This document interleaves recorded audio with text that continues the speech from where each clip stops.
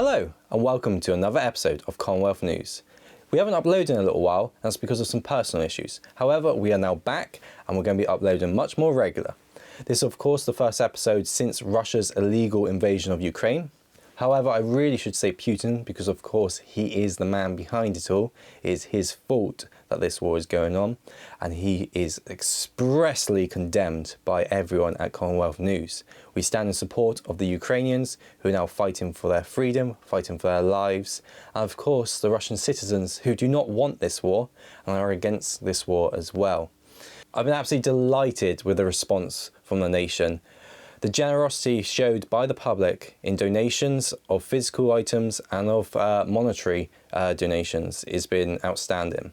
I've personally been working at one of the physical donations drop-off locations, and we have loaded up so much in the last week. It's been incredible.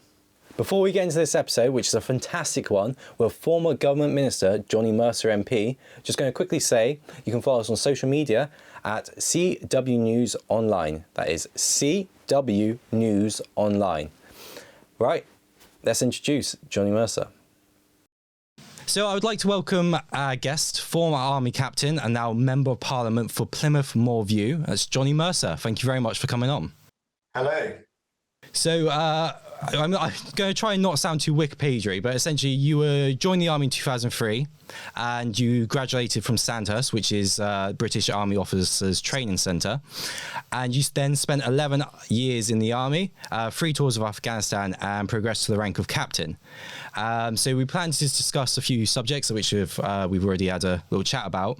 But I think it'd be a good idea just to build up an idea of who you are. So what was the reasons of why you joined the Army?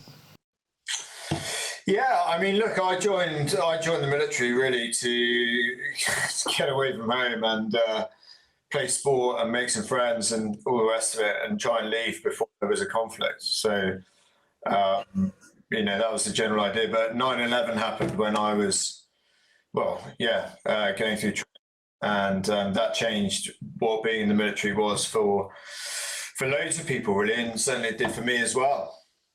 Yeah. So when you left the Army, you wrote the book "We Were Soldiers," which I've got a copy of here. Yeah. What prompted you to write about this? What prompted you to write about your story? So I felt it was important because I think I certainly thought, and I do now, that sort of my generation of service people had quite a unique experience in Afghanistan. And I wanted really to record that, not for myself and kind of what I did, but what, we asked a generation of young people to do, and what was a, pretty unpleasant, pretty difficult environment. And important to record that both for them, and the families of those who didn't come home. Yes. That's why I did it. Yeah, because it's you received quite a lot of good reviews about it, including one from someone I've read a lot of books of, which is Andy McNabb. I don't know if you've seen that review. I assume you have. Yes, I did see that. Yes. Yeah, very kind. And obviously he gave a very, very good review of it. And in the book, you don't really shy away from talking about the conflict, and you describe quite in detail just how impactful one bullet can be. Without giving away too much about the book, there's a really intense part where you're alone in the field and you're pinned down by enemy fire. What was your thoughts in this moment? Well, it's hard, isn't it? I mean, it's it's the nightmare scenario, and you just got to kind of remember your training, I suppose, and try and be as cool as you can.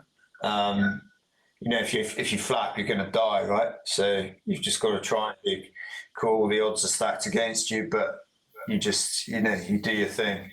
And I was very lucky. Yeah. So after you obviously came out of the Army and you wrote this book, you then decided to become an MP. I believe I already know the reason for this, but what would you say your reason for joining this? Well, I mean, I was absolutely fed up with how we treated my generation of veterans, those who were injured, and the families of the bereaved. And, I didn't see why we in the UK had to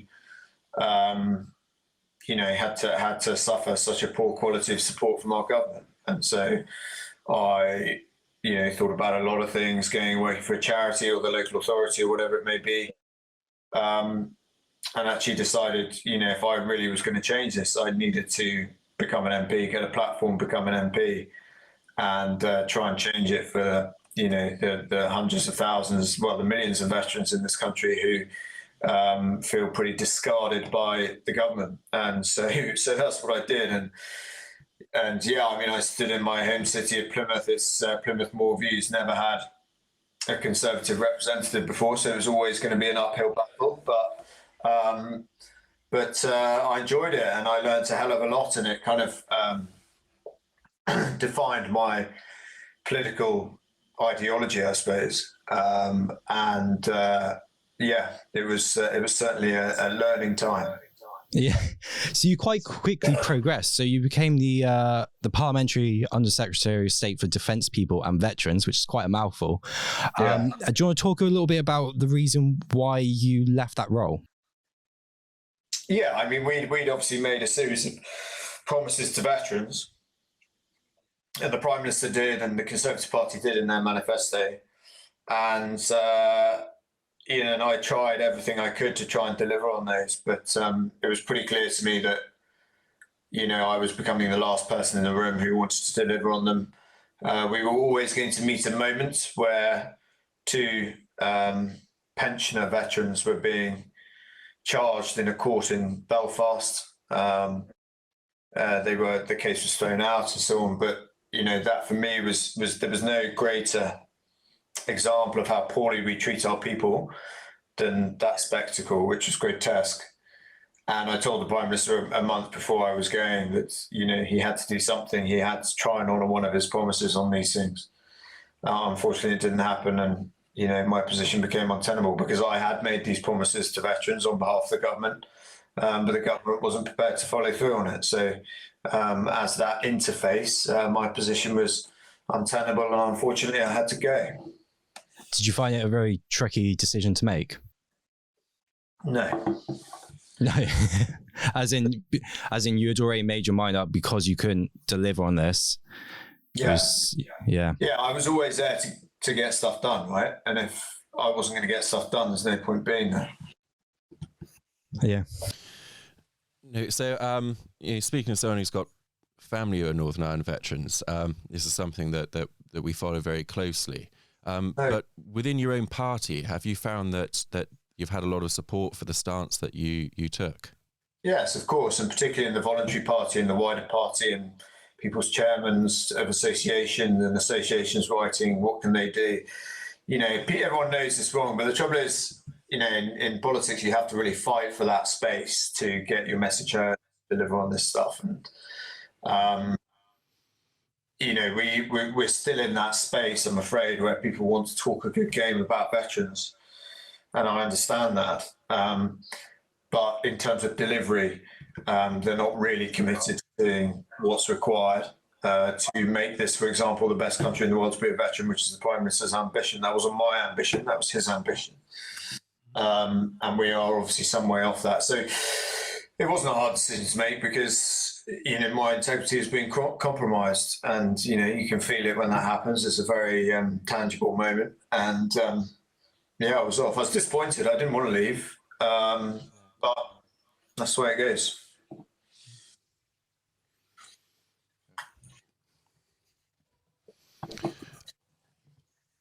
So the amendment to the government's Nationality and Borders Bill to abolish immigration fees for veterans. In your experience, how much of a barrier are the fees to veterans coming to the UK after service? And what does this say about the value that the UK government, if not the UK people, place on this service that these veterans have given our country? Yeah, look, it places our Foreign and Commonwealth Service personnel in a truly unenviable position, often of how, if you've got a family of four, you're saving up £10,000 to try and get them, a visa to stay in the UK after your service. That for a young junior soldier is pretty unachievable. It's a lot of money, and so you're facing a pretty unenviable choice of, for example, sending either leaving the country, right, which you've served your 10, 12 years, whatever it is, with, or sending your wife. People I met actually sent their wife and children back to Guyana or wherever it may be, and stayed in the UK to try and save that money. And I'm afraid I'm clearly very hard over that we will not fix our people like this. And and I get the criticism, that I'm uncompromising on veterans affairs, but I honestly make absolutely no apology for it whatsoever. If someone else, it was your job in government too. Well, because it's not years ago, I wouldn't have needed to become an MP. So, of course, the money they'll that we'll get from the fees won't be substantial. To your mind, what is the barrier? Why is this something that we haven't done?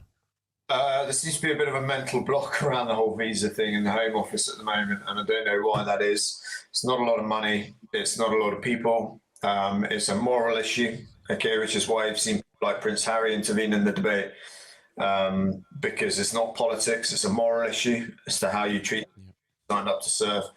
And to be honest, it's something the Conservative Party should be all over like a cheap suit. But it's not a controversial decision, is it? So it doesn't make sense why. I don't understand it, but that is politics, and I've had to learn that. We do some pretty crazy stuff, right? And sometimes it leaves you picking your head. And often did you think it'd be much more simple when you went into politics? Did you think you'd be able to get these, like you said, non-controversial policies through? No, because I became an MP because I didn't like MPs, right? So it wasn't going to be like a smooth landing, and everyone was going to agree with me and suddenly start doing all this stuff on veterans just because I turned up. That was never going to happen. So I knew I was always swimming against the tide. Sometimes, we've made a lot of progress. If I think back to 15, 16, where I was tackling the Iraq historical allegations team right through to, we're nearly there on Northern Ireland. I set up the Office of Veterans Affairs, the UK's first Office of Veterans Affairs. We have made real tangible progress, but I've probably achieved about 25% of what I wanted to. I did think under this Prime Minister that was going to be 100%. 25 is too little. And we have some way to go. Yeah. What more would you like seem done? What that we don't know about already that you want? Well, for example, the Office of Veterans Affairs, you can't just make an Office of Veterans Affairs, just say it exists. You have to put money into it. You have to politically prioritise it correctly. The idea was that would have a cabinet minister responsible for it, sat around the cabinet table responsible for Veterans Affairs, that would pull together all functions of government, health, education, housing, whatever it may be, and make it work for veterans. And we're the only Five Eyes country that does not have a veterans minister in their cabinet. Australia tried to take it out of their cabinet about 24 months ago, and 6 months later put it back in because it just doesn't work. The nature of veterans care is a cross-government issue. So I'd like to see him honour that. The Office of Veterans Affairs was essentially designed to create the environment for all these charities to work together. They deliver the care, but they need an environment where they know what's required, where cases are being managed correctly, so soldiers aren't just going to individual charities and retelling their story the whole time, and then if it doesn't work, they just fall off the end with no one taking care of their care pathway or whatever it is. There's huge challenges around data that we were supposed to lead the way in. We have done some stuff, the Veterans Rail Card and stuff, but in my book, it's pretty kind of small fry compared to where we need to be. How do you think the current... So when people leave the army, what do you think of the current support that there is? Is there enough support to get people back into work, back into society, and to take care of them? Obviously, as they've gone through such tremendous... We're a million miles away from where we were when I left, and even before I had a better time than the people before me. We are making progress in this space. And actually, when people do leave, firstly, the support is not too shabby at the moment. Secondly, the vast majority, 90+% will go into education, employment, or training, and crack on with a new career, totally unencumbered. In fact, kind of boosted by their military service. It's just that very small percentage that we need to look after and do more for. And some of them have extremely complex lives. Some of them will be very poorly. And it's those that I focus on. Yeah, the ones that slip through the net, essentially. So you would like to see some kind of safety net in place to ensure that they don't slip through? Yeah, I mean, you could quite easily design an ecosystem that pulls together all the charities to make sure people don't slip through the net. Yeah. But that requires a sort of political priority and will and resource this number 10 administration and Prime Minister have not been forthcoming with.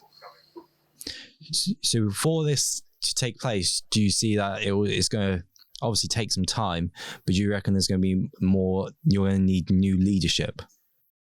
No, Boris can do it, and he's committed to it. I'll keep making his life difficult until he does it. It's pretty simple, really. Yes. Do you now know, going slightly off topic, do you now know what he said to you on that phone call? Yeah, we had a good chuckle. I saw that photo. I know what we talked about. Yeah. I'm assuming it's not something you can share. No, I have private conversations with the Prime Minister like anybody else, and I feel for these people who are quite famous or in privileged position, I actually feel really sorry for them when people blurt out their private utterances. Absolutely. That to me, I'd probably be in prison for something, I'm sure. Yeah, he's not had a particularly fun time as Prime Minister. There's been a lot going on for him, hasn't there? He's straight in with Brexit, then COVID, now Russia. It's been a crisis after crisis. Yeah, he has undoubtedly had an extremely difficult premiership, and I think people are very quick to forget about that. Don't get me wrong, he has not helped himself, and that's patently obvious, and he surrounded himself with people I don't really recognise. Fine, but I do think he can put it together and deliver for this country. I mean, he's done a very good job on Ukraine, putting the international community. The Defence Secretary has done a good job, and they deserve the credit that they're currently getting. Yeah. So, would you be interested in going back into a ministerial role, specifically the one you had before, in the future, or not? I mean, I couldn't go back in, could I, unless he actually fulfills his promises on veterans, and I've made that very clear to the Prime Minister and to others, because I'd just be selling out this cohort that feels like they've been sold out once too many. So, I'm not interested in kind of my role in that. I mean, government wasn't great. It's not like my dream job being a government minister. But I do want us to actually deliver on this stuff, and I will, almost do whatever it takes to do that. Absolutely. I think that's gone quite nicely in the circle there. We've explained obviously what's led you to this position, and sure. Do you think the current crisis going on is going to shape how we look at our veterans in the future? Do you think it will have an impact? Obviously, with military spending increasing potentially. Yeah, I mean, I'd like to think so, but some of us have been banging this drum for quite a long time, haven't we? I hope that if anything can come out of this, it will refocus our kind of attitude towards the military, towards those who serve, towards veterans, towards spending, being more realistic. But will we be? Don't know. Hope so. Laurence, I believe you got a question. Yeah.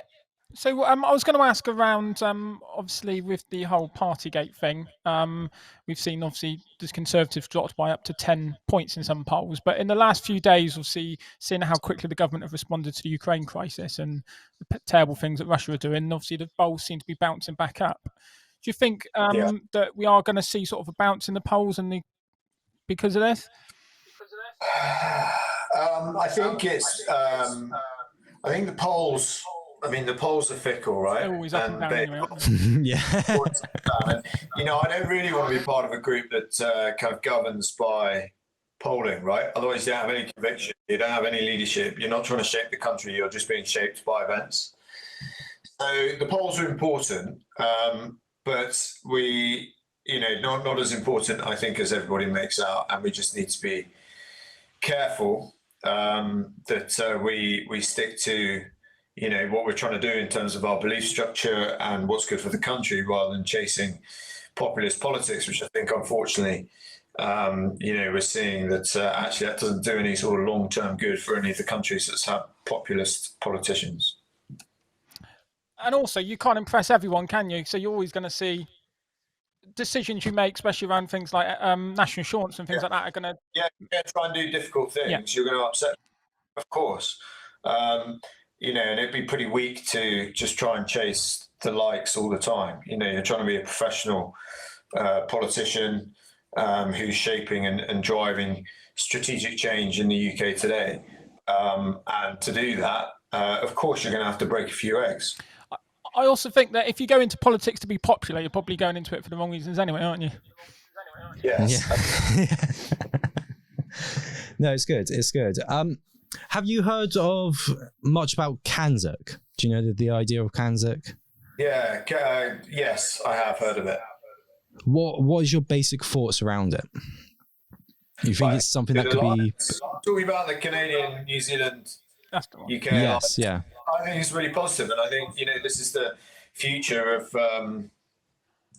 of global relations. Really, is teaming up, not so much on geography like you saw with the European Union, but actually with like-minded, similar folk from around the world. I think you've seen how the European Union has stepped up to this crisis, how NATO has. And, these alliances are the future, and we've got to work at them.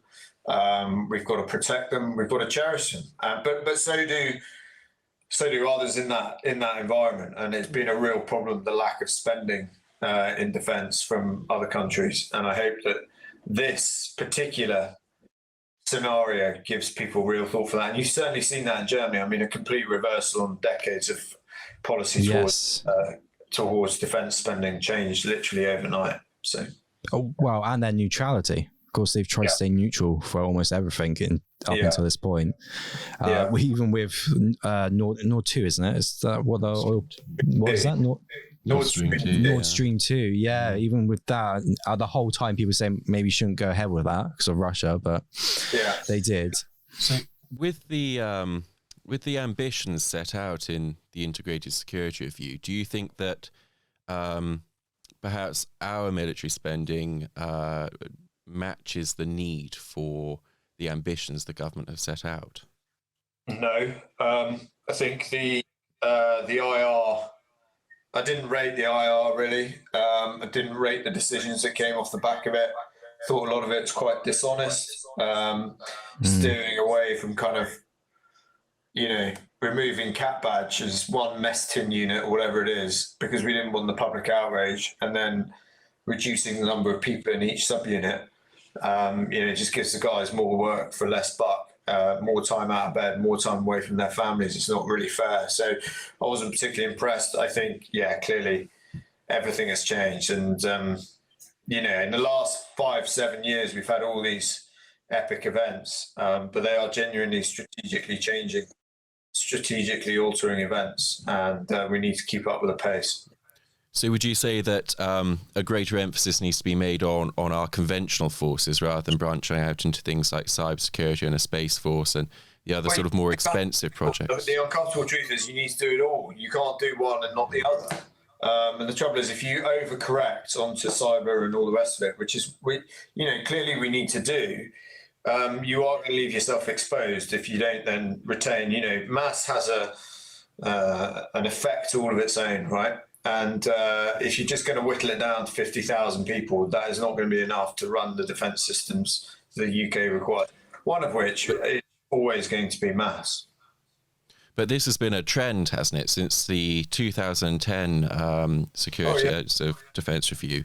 We've seen Conservative-led administrations cutting our defence budget and the physical footprint of our conventional forces with huge capability gaps, which ultimately put our servicemen and women at risk when we want to deploy them in ways that we traditionally have.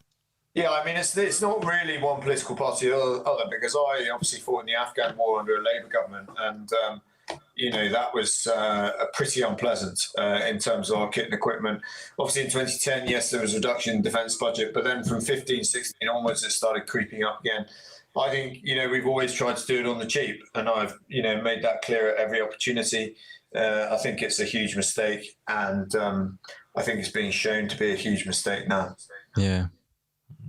The whole thing was everyone thought Russia wouldn't actually go into invade Ukraine. I think this really is going to have that impact that actually we do need to invest in our military, because this kind of stuff is going to happen. And we're seeing countries across the globe actually standing up for Russia and saying that's a just reason. I mean, I even saw Venezuela is supporting the war, which is it's a very odd thing to happen. Diane Abbott's supporting the war.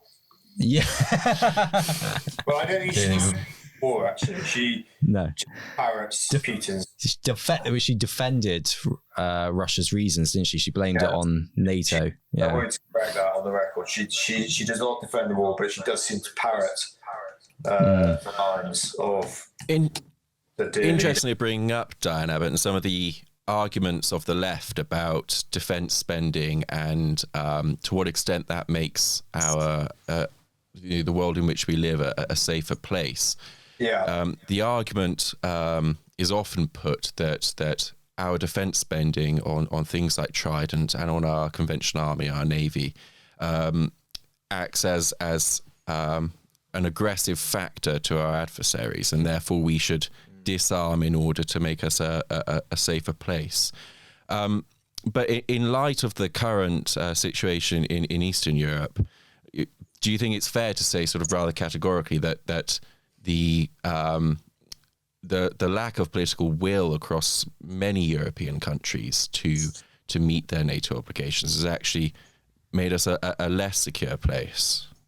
Yeah, of course. I mean, look how he's now threatening Finland, Sweden, and we you can't do defence on the cheap. In some ways, we got off lightly because we fought in Afghanistan and Iraq, which were really, really difficult, but not against a particularly accomplished enemy. I mean, and I wouldn't say the Russians are a particularly accomplished enemy at the moment, but certainly in terms of mass, they present a huge challenge. We have tried, I think, to cut our cloth according to, certainly between 10 and 15, a reduction in defence budget. And I'd suggest, people are beginning to regret that now. And I suppose that leads on to the fact that, we had a very unpopular war in Iraq, and we shan't go into that in too much detail, but then we've had other interventions on a humanitarian basis, for example, Libya, which has transpired to be rather unpopular. But do you think that the British people have the political will to fight for the values that we espouse in the 21st century? I mean, it's a good question. I think the British people do, but I think they've been sold a kipper by many, many politicians who have been, I think, fairly dishonest at times about what is required to keep this country safe, and generally things around the military and foreign policy. And I do think, we're definitely beginning to see a kind of, a real sort of movement towards understanding what is required to keep safe. I mean, you look at what has happened in the last 10 years, or certainly 5 years since combat operations in Afghanistan. You've basically got a United Kingdom Special Forces group who've done all this fighting. 800 people, doing that whilst people think it just doesn't happen. That we all just randomly sleep safely in our beds at night because, it's just bizarre way of thinking, in my view. But I completely completely agree with you. And more to the point that, we've got now a government policy of global Britain and this sort of tilt to the east. And of course, in that encompasses a lot of Commonwealth countries who have their own regional tensions to contend with at the moment. What would you say our moral obligation is to defend those values in far-flung parts of the world that perhaps we don't hear about so often on the news, but are deeply politically and culturally connected to us through the Commonwealth? I mean, we're not kind of the world's police, right? So we don't want to go around sort of moralising all the time about ethos and values and all the rest of it, because people have different cultures, and you kind of have to respect that. But what I would say is that, where it's in Britain's interests, we need to be far more forward-leaning into what's going on. I think, the problem is we're spread so sort of thinly, and we don't know whether we're coming or going, that when there is an opportunity to really stand up for British interests, we don't really take it because we don't really know what the strategy or the policy is.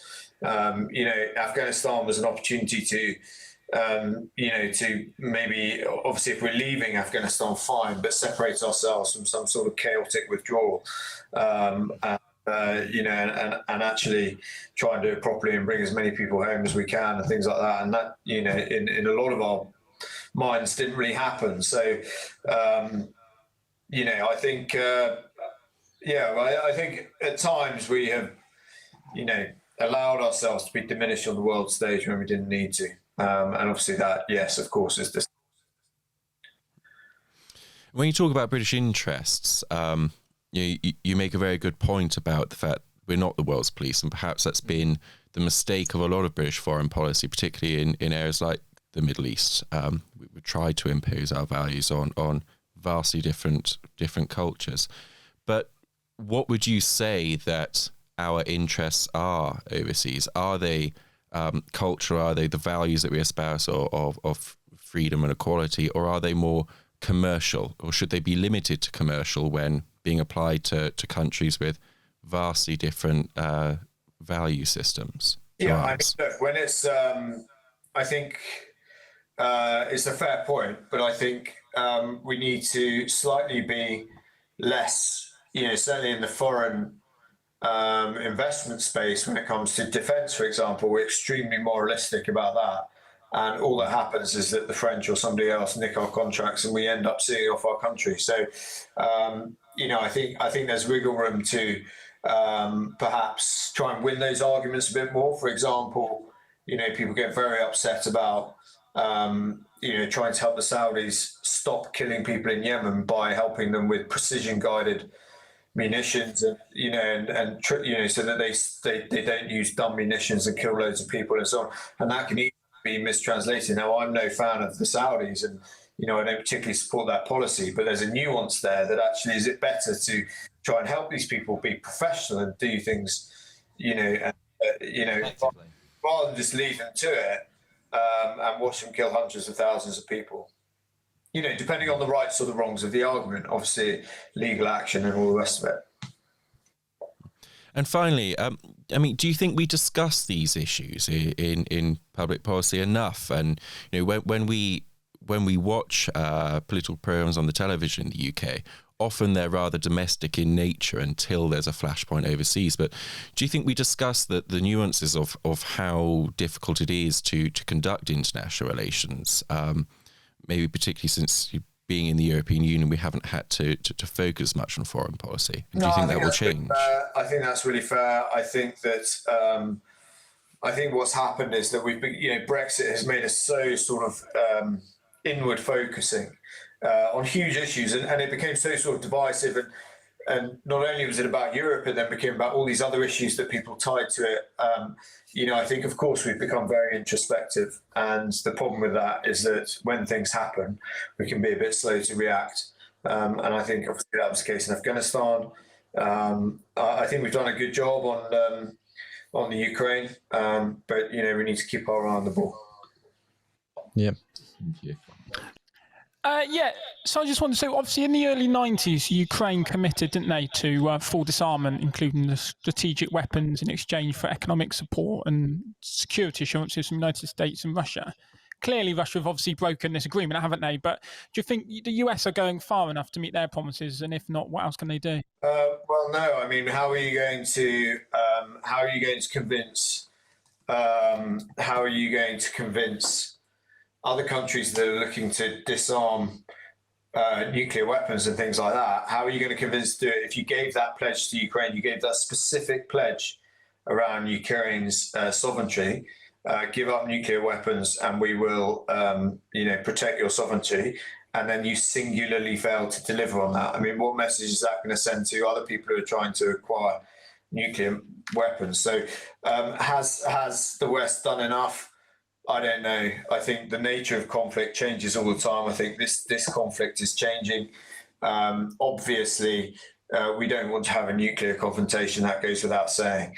But are we just forever going to kowtow to Putin because he's got nuclear weapons? I don't know. Is that right? Should tens of thousands of Ukrainians die because Putin's got nuclear weapons? It's a tricky one, isn't it? It's a tricky one. But I'm conscious of time, so if we just we're going to finish on some nice questions. As I said to you, we like to show that we're all human and we all share very similar interests. So these might actually be some of the trickier questions for you. Just quickly, what do you do in your spare time? Do you have favorite TV shows, films? What do you so what I've do you just do? watched Succession, which I thought was really good. Succession was good. I do a lot of exercise, try and get to the gym when I can, and go to the pub with my mates like everybody else. Watch the rugby. Yeah, as everybody now knows. Are you a you're a lager Wales drinker, supporter. a cider drinker, or? No, I drink West Country ales, mate. Nothing else. Yeah, nothing else. Nice. Yeah, good. And do you have any advice for anyone that's wished to become an MP? Any former soldiers that may want to be an MP? Yeah, use people who've gone through the system already, like there's people like Campaign Force and stuff who will give you a really good insight into what it's actually like. I've obviously made a lot of mistakes, and I'm certainly not, particularly polished. And maybe some of my expectations were unrealistic when I came in. And I think, the sides can be softened, I think, if you go through campaign groups looking to get you into politics, rather than just, throwing yourself in the fire like I did and learning on the hoof. Yeah, okay. Lawrence, your final question. Actually, I've got another question. We spoke a bit earlier on that tweet that your wife posted. Obviously, yeah. But whilst I was following you on Twitter, I did actually several people suggesting that your wife should maybe stand as an MP as well. Do you think there's something that would happen? Don't put her on the spot like that. She'd be a lot better than me. She's much better with people. And, when I came out of the military and went into this, she was definitely the kind of one to follow. So, I don't know. I mean, I think she should do it, but we'll see. That's one for her. So at the next election, could you two sit next to each other in the Commons? We definitely wouldn't sit next to each other. They do say not to work with your spouses, though, don't they? So I don't know how that goes. Yeah, they do somewhere. Yeah. So my final question, I don't know if you've seen any of ours before, but we ask everybody whether they like Marmite or not. Are you a lover or hater of it? Yeah, I like Marmite. You do? Well, that's good. The next question is, I actually found a Marmite link set. Is that something you'd wear? No. Did you actually find that? I did, yeah. It's in Boots. I'm sure you can get it at other retailers as well, but yeah. I don't know if it smells of Marmite, actually. Have you tried it yet? Does it smell nice? I don't know when you want to smell a Marmite. Tasting it's one thing, isn't it? But yeah. That's not for me. It does smell like Marmite, actually. Oh, gross. Right. Well, thank you very much for your time. Thank you. We really appreciate Thanks it. for having me on, all right? Cheers. Yeah, we are busy, so thank you so much. It's been great. And yeah, thank you again. No problem, guys. Cheers. Thank you. Cheers.